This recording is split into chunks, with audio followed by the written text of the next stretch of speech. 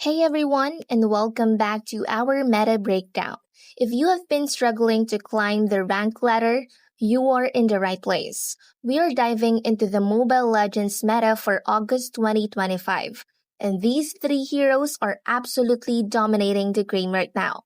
First up, we have Granger, the marksman who's a true force to be reckoned with. Forget about fast attack speed, Granger thrives on pure burst damage, making him a gold lane monster from the moment the match begins. His skills hit like a truck, and his ultimate Rhapsody lets him snipe enemies from a distance, which is perfect for finishing off a fight. If you want a marksman who controls the lane and carries the team, Granger is your guy.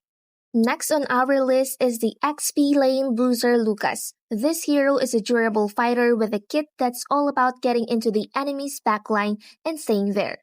Lucas has an incredible balance of damage and survivability, which means he can soak up punishment while disrupting enemy formations and securing crucial kills. He is an ideal pick if you want to be the unkillable frontliner for your team. Finally, we have the most feared assassin in the game, Hayabusa. If you see him in the jungle, you know you are in for a tough match.